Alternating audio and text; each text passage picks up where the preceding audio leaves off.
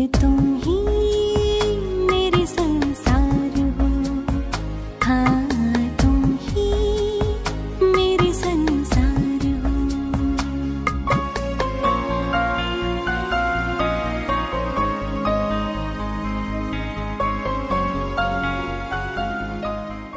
ఓం శాంతి 13/7/2022 సాకారవాణి. మధురమైన పిల్లలు, ఈ శరీరపు అభిమానాన్ని మర్చిపోతూ ఉండాలి. అశరీరిగా అవ్వడానికి శ్రమ చేయాలి. ఎందుకంటే ఇప్పుడు ఇంకా ఇంటికి వెళ్ళాలి. ప్రశ్న: ఆస్తికులైన పిల్లలైన మీరే ఏ మాటలు మాట్లాడగలరు? సమాధానం: భగవంతుడు మా తండ్రి అని ఆస్తికులైన మీరే మాట్లాడగలరు. ఎందుకంటే మీకే తండ్రి పరిచయం ఉంది. నాస్తికులకు తండ్రి గురించి తెలియనే తెలియదు. నాకు ఒక శివబాబా తప్ప ఇంకెవరూ లేరని ఆస్తికులైన పిల్లలైన మీరే అంటారు. అంటే ఎవరికి తండ్రి పరిచయం తెలుసో వారినే ఆస్తికులు అంటారు. మీరు తండ్రి పరిచయం తెలుసుకున్నారు కాబట్టి మీరే నాకు ఒక బాబా తప్ప ఇంకెవరూ లేరు అని చెప్పగలరు. ఇంకొక ప్రశ్న: తీవ్ర పురుషార్థులుగా అవ్వడానికి ఏ స్థితి కావాలి? చెప్పండి. తీవ్ర పురుషార్థులుగా అవ్వాలంటే ఏ స్థితి కావాలి అని అడుగుతున్నారు బాబా. ఏ స్థితి కావాలి? సమాధానం: సాక్షి స్థితి. సాక్షి స్థితి కావాలి. సాక్షిగా అయి ప్రతి ఒక్కరి పాత్రను చూస్తూ మనం పురుషార్థం చేస్తూ ఉండాలి. పాట: మరణించిన నీ దారిలోనే, జీవించిన నీ దారిలోనే. ఓం శాంతి. ఇలా ఎవరన్నారు? ఎవరు తండ్రి సన్ముఖంగా కూర్చున్నారో వారు అంటున్నారు. ఏమంటున్నారు? జీవించిన మరణించిన నీ సలహా, నీ మార్గంలోనే అని. జీవాత్మను కూర్చున్నారు. ఆత్మయే శరీరం ద్వారా ప్రతి పని చేస్తుందని బాబా అర్థం చేయించారు. దీనినే దేహి అభిమానులుగా అవ్వడం అంటారు. అంటే ఆత్మాభిమానిగా అవ్వడం. దేహంలో ఉండేవారు తమ పరమ ప్రియుడైన పరమాత్మను, ఆత్మ అయిన మేము మీ కంఠహారముగా అవుతామని అంటారు. ఆత్మ ఏమంటుంది? పరమ ప్రియుడైన పరమాత్మకు మేము కంఠహారంగా అవుతామని. అంటే మేము ఈ శరీరాన్ని వదిలి మీ దగ్గరికి వచ్చేస్తాము అంటారు. ఏ విధంగా మానవుల వంశవృక్షం ఉంటుందో అలా బ్రహ్మ, సరస్వతి, ఆడమ్, ఈవ్ మొదలైన వారి వంశవృక్షము తయారవుతుంది. పరంధామంలో కూడా వృక్షం ఉందని మీరు చూశారు. మొట్టమొదట శివుడు ఉంటారు. పరంధామంలో ఆత్మల వృక్షం ఉంటుంది. పైన ఎవరుంటారు? శివుడు. ఆత్మలైన మీరు నా కంఠహారంగా ఎలా అవుతారు అడుగుతున్నారు బాబా. ఆత్మలు పరమాత్మ కంఠహారంగా ఎలా అవుతారు? ఆయనను స్మృతి చేయడం ద్వారా. బాబా ఏమంటున్నారు? నన్ను స్మృతి చేస్తే నా మెడలో హారం అవుతారు. ఎంతగా నన్ను స్మృతి చేస్తారో అంత చురుకుగా పరుగులు తీస్తారు. నాపై చాలా ప్రేమ ఉంది, నా దగ్గరకు రాకుండా ఉండలేరు. ఎందుకంటే ఆత్మకు ఈ శరీరంతో సుఖం లేదు. ఇప్పుడు భగవంతుడు నిరాకారుడు. నిరాకార ఆత్మలతో మాట్లాడుతున్నారు. ఆ పరంపిత పరమాత్మకే సృష్టి ఆది మధ్యాంత్యం గురించి తెలుసు. ఆయన త్రికాలదర్శి. ఇతర మానవులు ఎంత గొప్ప పండితులైనా వేద శాస్త్రాలను మొదలైన వాటిని చదివినా కానీ వారికి ఈ సృష్టి యొక్క ఆది మధ్యాంత్య జ్ఞానము లేదు. నాస్తికులుగా ఉన్న కారణంగా త్రికాలదర్శులుగా అవ్వలేరు. పిల్లలైన మీరిప్పుడు ఆస్తికులు. బాబా మీకు తన పరిచయాన్ని ఇచ్చారు. అందుకే మీరు బాబా అనడానికి హక్కుదారులు. మానవులు పరమాత్మ సర్వవ్యాపి అనేస్తారు. దాని వలన ఏమి లభిస్తుంది?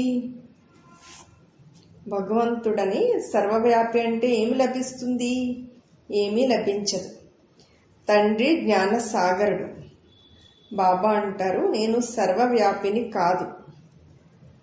అలా అయితే అందరూ తండ్రులైపోతారు.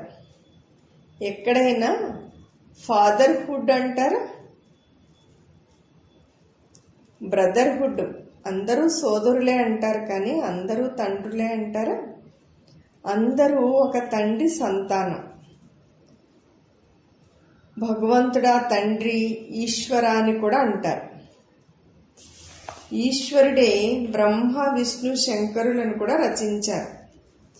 త్రిమూర్తి బ్రహ్మ అనడం పొరపాటు. బ్రహ్మ విష్ణు శంకరులకు కూడా తండ్రి శివుడు. ఈశ్వరుడు బ్రహ్మను దత్తత తీసుకున్నారు. బ్రహ్మ ముఖం నుండి పరంపిత శివ పరమాత్మ ద్వారా మనం త్రికాలదర్శులుగా లేదా స్వదర్శన చక్రధారులుగా అవుతున్నామని మీకు కూడా తెలుసు. స్వ అనగా ఆత్మజ్ఞానం. ఆత్మకే స్వరాజ్యం లభిస్తుంది. ఆత్మ అవినాశి, ఈ శరీరం వినాశి. ఆత్మే మంచి లేక చెడు సంస్కారాలన్నిటినీ ధారణ చేస్తుంది. ఆత్మలు ఇప్పుడు తమో ప్రధానంగా ఉన్నారు.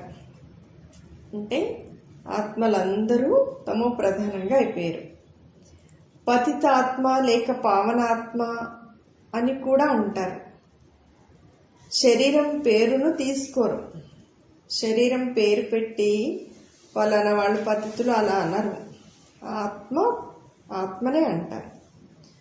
పుణ్యాత్మ మహానాత్మ అని ఆత్మకి మహిమ చేస్తారు. ఆత్మ పరంపిత పరమాత్మ అయిన తండ్రి ద్వారా వింటుంది. తండ్రి ఎదురుగా కూర్చుని వింటున్నారు. ప్రపంచంలో తండ్రి ఇలా కూర్చుని పిల్లలని చదివిస్తారని ఎవరికీ తెలియదు. ఇప్పుడు మేము తండ్రికి చెందిన వారిగా అయ్యామని మీరు అర్థం చేసుకున్నారు. తండ్రి నుండి మనం వారసత్వాన్ని తీసుకోవాలి. ఇతరులతో మనకి ఎటువంటి పని లేదు. నాకు ఒక్క శివబాబా తప్ప ఇంకెవరూ లేరు అని ఆత్మ అంటుంది. నాకు ఒక్క టీచరే అని విద్యార్థులు భావిస్తారు. మీకు ఒక తండ్రియే శిక్షకుడు కూడా, పతిత పావనుడైన తండ్రి. ఆత్మలందరి సంబంధం ఆ ఒక్క తండ్రితోనే, శిక్షకునితోనే ఉంది. ఏ బ్రాహ్మణి చదివించినా కానీ ఆమె కూడా తండ్రినైనా నా నుండే చదువుకుంటుంది. అంటే మురళి చదవడం ఎవరు చదివినా కూడా మురళి ఎవరిది? ఈశ్వరుడిది. చదువు ఆయనే చదివిస్తున్నారు. అందరూ చదువుకోవాల్సింది తండ్రి దగ్గరే. మీరు నన్ను స్మృతి చేయండి అని మానవులు ఎవరు చెప్పలేరు. నన్ను స్మృతి చేయండి అని చెప్పేది ఎవరు? తండ్రి. ఇప్పుడు పిల్లలైన మీరు తండ్రినైనా నన్ను తెలుసుకున్నారు, గుర్తించారు. అంటే మీరు ఇప్పుడు ఆస్తికులుగా అయ్యారు. ఎవరు తెలుసుకోరో వారిని నాస్తికులు, అనాథలు అంటారు. తండ్రి నామ రూప దేశ కాలాలు ఏమిటి అన్నది ఎవరికీ తెలియదు. వారికి ఎటువంటి నామరూపాలు లేవని అనేస్తారు. వారి పేరు తప్పకుండా శివ అని ఇప్పుడు మీరు తెలుసుకున్నారు. ఓ భగవంతుడా తండ్రి అని అందరూ పిలుస్తారు, కానీ ఆ తండ్రి లేదా భగవంతుడు పేరు సదాశివ అని ఇప్పుడు పిల్లలకి అర్థమైంది. భగవంతుడు శరీరాన్ని ధారణ చెయ్యరు, అందుకే ఆయనకి ఎప్పుడు పేరు మారడం అనేది ఉండదు. ఒక్కొక్క జన్మలో ఒక్కొక్క పేరు అంటే జన్మలే తీసుకోరు కదా, అందుకని ఎప్పుడు ఒకటే పేరు ఉంటుంది. ఏమిటి పేరు? సదాశివ.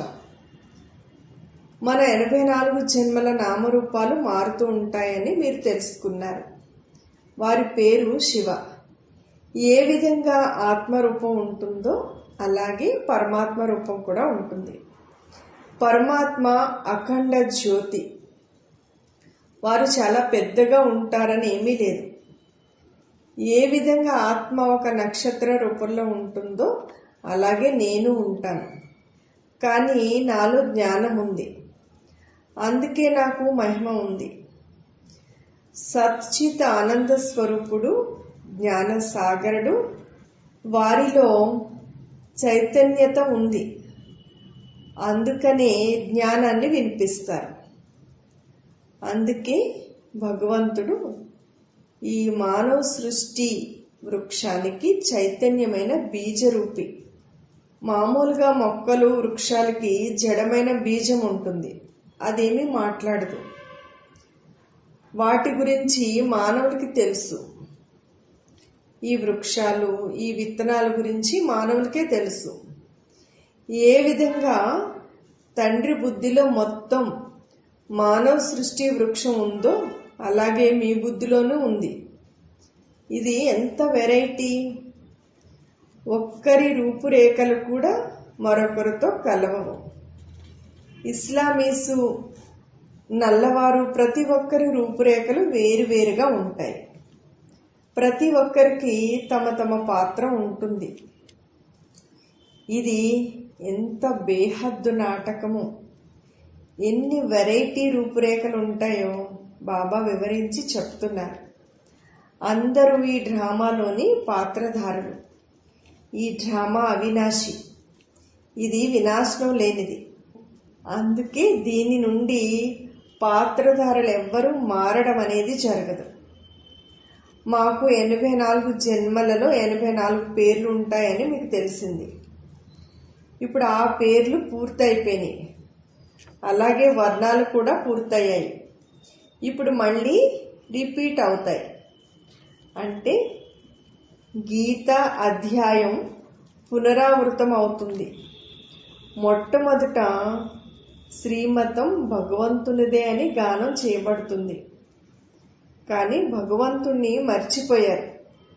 శివబాబా జయంతి జరిగినప్పుడే కృష్ణ జయంతి జరుగుతుంది. తండ్రి జయంతి మాయమైపోయి పిల్లల జయంతి జరుగుతూ ఉండడం సరి అయినది కాదు. అవునా? కృష్ణాష్టమి జరుపుకుంటున్నారంటే శివుడు ఈ భూమి మీదకి రావడం వల్లనే, శివ జయంతి కారణంగానే శ్రీకృష్ణుడు యొక్క జయంతి జరుగుతుంది. అంత గొప్పవాడు అయ్యాడు కృష్ణుడు అంటున్నారు బాబా. పిల్లలైన మీకు లక్ష్మీనారాయణులు విశ్వాధిపతులుగా ఉండేవారని వివరించడం జరిగింది. మరి వారికి ఆ వారసత్వం ఎలా లభించింది? పరంపిత పరమాత్మ నుండి. పరంపిత పరమాత్మయే రాజయోగాన్ని నేర్పిస్తారు. ఎప్పుడు నేర్పిస్తారు? ఏం చెప్తున్నారు బాబా?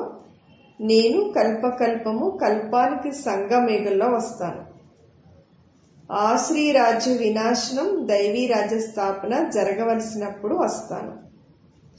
ఎవరు ఆస్తికులుగా అయ్యారో వారికి వారసత్వం లభిస్తుంది. ఇప్పుడు తండ్రి వచ్చి ఉన్నారు, అందరినీ దుఃఖాల నుండి విముక్తులను చేస్తున్నారు. ఇప్పుడు మీరు సుఖధామానికి వెళ్తారు. అప్పుడు మిగిలిన ఆత్మలందరూ వారి లెక్కాచారాలు పూర్తి చేసుకుని తిరిగి ఇంటికి వెళ్ళిపోతారు. నిరాకారుడైన తండ్రి ఆత్మలందరినీ ఇంటికి తీసుకువెళ్ళడానికి వచ్చారు. అలా తీసుకువెళ్లే వారిని మహాకాలుడు, మృత్యువుకే మృత్యువు అంటారు. అటువంటి మహాకాలుని మందిరం కూడా ఉంది. మహాకాలుడు శివుడు లేక వారిని సోమనాథుడు, రుద్రుడు అని కూడా అనండి. నేను ఈ ఆత్మలందరికీ మార్గదర్శకుడినే అని పిల్లల సన్ముఖంగా కూర్చుని చెప్తున్నారు. బాబా అంటున్నారు, నేనందరినీ నా వెంట తీసుకువెళ్తాను. మిమ్మల్ని ఈ రావణ రాజ్యం నుండి విముక్తులను చేస్తాను. ఇది రావణ రాజ్యము. ఇప్పుడు రావణ రాజ్యం ముర్దాబాద్, మరి రామరాజ్యము జిందాబాద్ కానున్నది. రామరాజ్యాన్ని అందరూ కోరుకుంటారు కదా. మరి తప్పకుండా రావణ రాజ్యం వినాశనం జరగాలి. బ్రహ్మ పూర్తిగా అంధకార రాత్రిలో ఉన్నారు. ఎన్నో ఎదురు దెబ్బలు తింటూ ఉన్నారు. కుంభమేళా దగ్గరికి ఎంతో మంది వెళ్తారు. మానవుల వృద్ధి ఎంతగా జరుగుతుంది అంటే జనాభా ఎంతగా పెరుగుతున్నారు. ఇప్పుడు ఈ పాత ప్రపంచం అంతం కానున్నదని తండ్రి వివరిస్తున్నారు. ఆది సనాతన దేవీ దేవత ధర్మాన్ని పూర్తిగా మర్చిపోయారు. ఇది ఆ గీతా అధ్యాయమే. యాదవులు, కౌరవులు కూడా ఉన్నారు. ఈ యూరోపియన్ వాసులే యాదవులు. వారు ముసలాలను కనుక్కుంటూ ఉంటారు. అంటే మిజైల్స్ అవి తయారు చేస్తారన్నమాట. అంతర్రాష్ట్రీయ యుద్ధంలో అన్నీ అంతమైపోతాయని కూడా వ్రాయబడి ఉంది. ఎవరికి తమ ఆది సనాతన దేవీ దేవతా ధర్మం గురించి తెలియదు. రిలీజియన్ ఈజ్ మైట్, ధర్మమే శక్తి అని కూడా అంటారు. మనిషికి ధర్మం మంచిదని భావించబడుతుంది. అధర్మయుక్తంగా ఉండడం తప్పుగా భావిస్తారు. భారతదేశము ధార్మికంగా ఉండేదని, ఆది సనాతన దేవీ దేవతా ధర్మం ఉండేదని మీకు తెలుసు. ఇప్పుడు భారతదేశము అధర్మంగా అయిపోయింది. తమ ధర్మాన్ని వదిలేశారు. డ్రామా అనుసారంగా ఇలా వదలవలసిందే. అక్కడ మహారాజా మహారాణుల రాజ్యం కొనసాగుతుంది. అక్కడ మంత్రులు మొదలైన వారు ఉండరు. రాబోయే రాజ్యంలో మహారాజా మహారాణియే ఉంటారు. వారికి మంత్రులు ఎవరు ఉండరు. అసలు మంత్రి ఉండడం రూలే ఉండదు. ఎప్పుడు పతితులుగా అయిపోతారో అప్పుడు మంత్రుల అవసరం ఉంటుంది. ఇప్పుడు ఒక్కొక్క రాజధానికి ఎంతమంది మంత్రులు ఉన్నారు. ఒకరి మతం ఇంకొకరితో కలవదు. ఎన్నో మత భేదాల్లోకి వస్తూ ఉంటారు. ఇప్పుడు బాబా మానవు నుండి దేవతలుగా తయారు చేయడానికి మనల్ని చదివిస్తున్నారని మీకు తెలుసు. అందరూ స్వయాన్ని ఆత్మగా భావించండి. దైహిక సంబంధాలన్నిటినీ మర్చిపోండి. పూర్తిగా పేదవారిగా అయిపోండి. అన్నీ ఇచ్చేయండి. శరీరాన్ని కూడా ఇచ్చేసాక ఇంకేం మిగులుతుంది? ఏమీ లేదు. అంటే మనసుతో అన్నిటినీ బాబాకి అర్పణ చేసేయండి.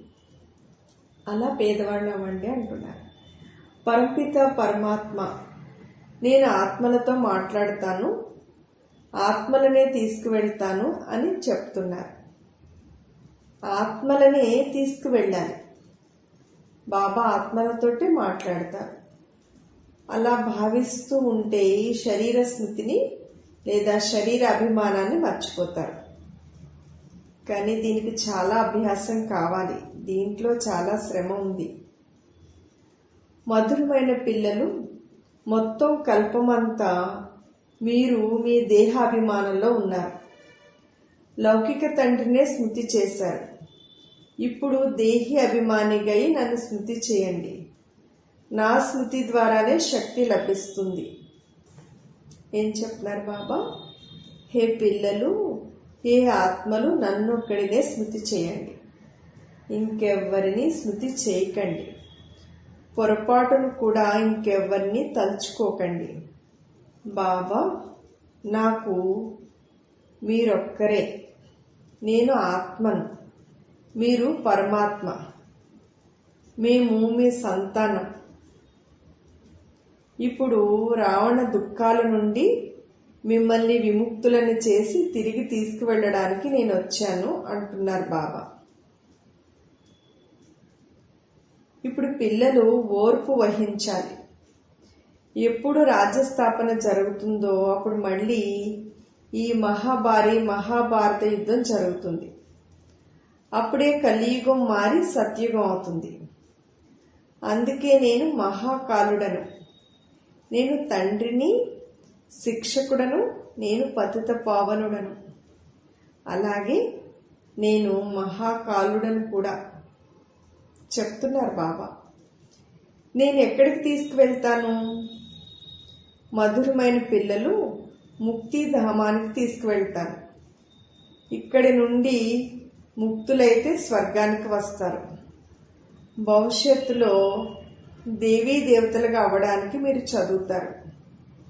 ఇప్పుడు బ్రాహ్మణులైన మీరు ఈశ్వరీయ సంతానం. బ్రాహ్మణులమైన మేము ఈశ్వరీయ సంతానం అని అందరూ అంటారు. బ్రహ్మ పిల్లలు సోదరి సోదరులు. మీరు ఈశ్వరీయ సంతానం. ఆయన నుండి మనం వారసత్వాన్ని తీసుకుంటున్నాం. ఎవరు ఎంతగా పురుషార్థం చేస్తారో అంతగా పదవిని పొందుతారు. దీనిలో సాక్షిగా ఉండే అభ్యాసం కావాలి. ప్రతి ఒక్కరు ఎంతగా పురుషార్థం చేస్తున్నారు, ఎంతవరకు ఫాలో చేస్తున్నారు అని సాక్షిగా చూడండి. ఎవరి నామరూపాలలోనూ చిక్కుకోకూడదు. ఒక తండ్రి తప్ప ఇంకెవ్వరూ గుర్తుకు రాకూడదు. పిల్లలు, నేను మీకు రాజయోగాన్ని నేర్పించి పావనంగా చేసి నా వెంట తీసుకువెళ్తాను అని తండ్రి అంటారు. తప్పకుండా కల్పకల్పము మనకు తండ్రి నుండి డ్రామా అనుసారం శిక్షణ లభిస్తుంది. ఇప్పుడు మీరు అన్ని విషయాలు అర్థం చేసుకుంటున్నారు. మీరు ద్రౌపదులు. ఇది సుఖమయ రాజ్యం కాదు. దీనిపై ఒక కథను కూడా తయారు చేశారు. ఇప్పుడు తండ్రి యథార్థంగా వివరిస్తున్నారు. మీరు తండ్రి నుండి వారసత్వాన్ని తీసుకుంటున్నారు. అందరినీ ఊబి నుండి బయటకు తీస్తారు. ఇప్పుడు మీ తలపై జ్ఞాన వర్షం కురుస్తుంది. నేను అందరినీ విముక్తులను చేసి నా వెంట తీసుకువెళ్ళడానికి వచ్చానని తండ్రి అంటారు. మానవులకు ఇది తెలీదు. ఇప్పుడు మీరు ఘోర అంధకారం నుండి బయటకు వచ్చారు. ఇప్పుడు మీరు నన్ను స్మృతి చేయండి, ఇంటిని స్మృతి చేయండి.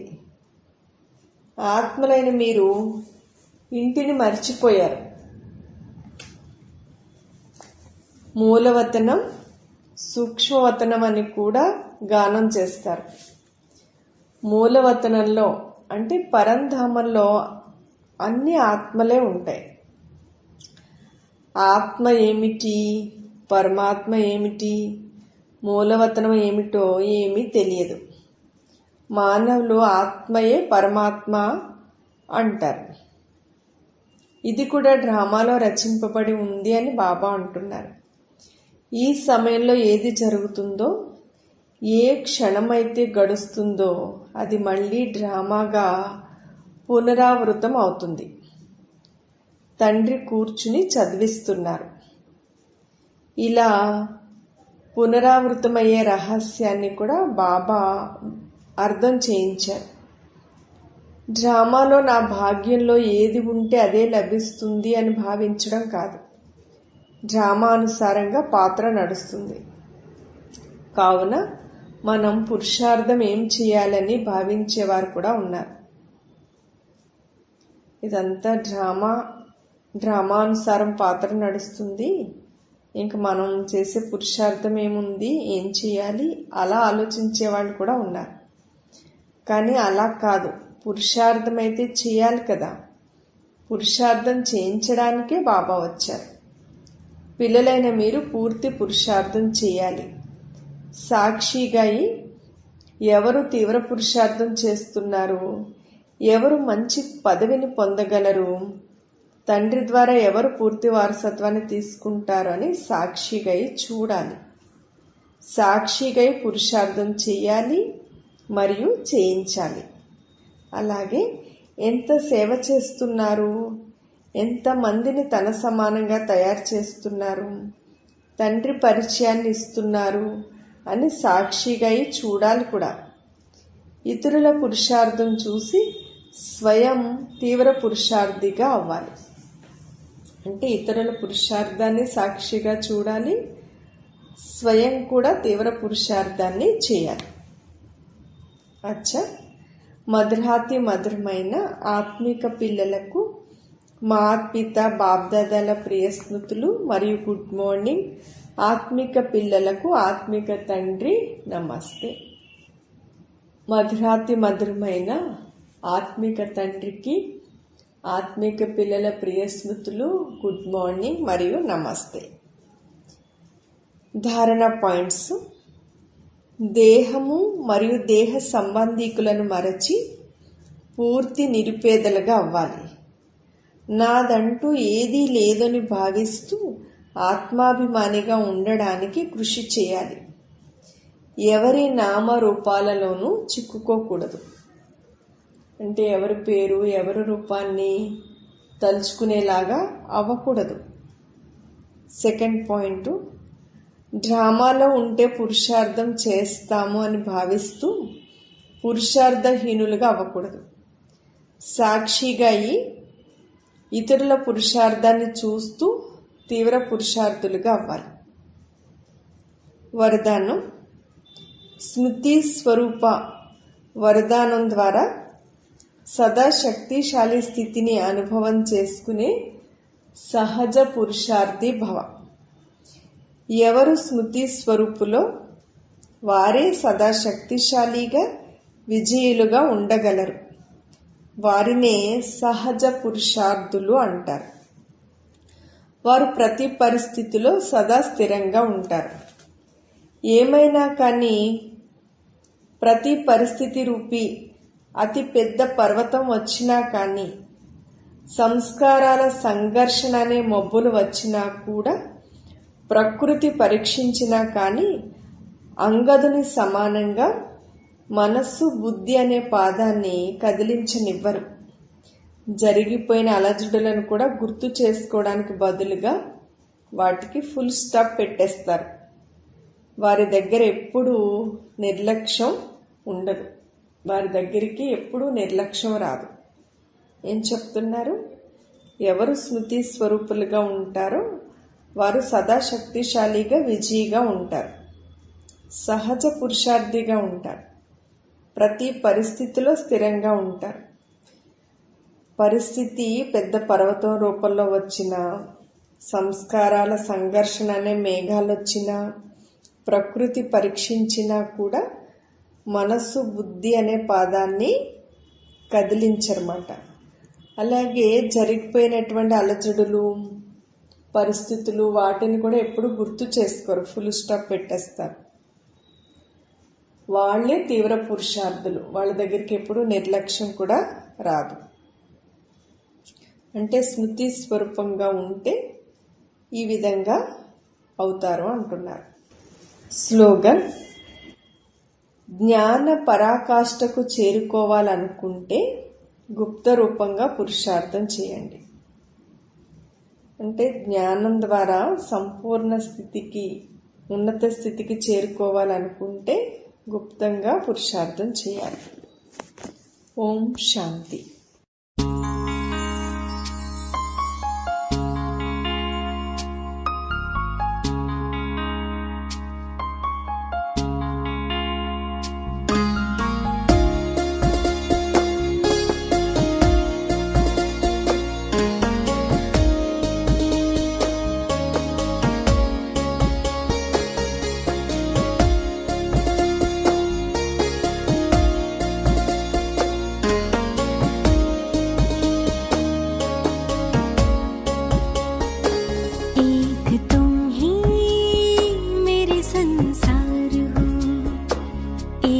तुम ही मेरे संसार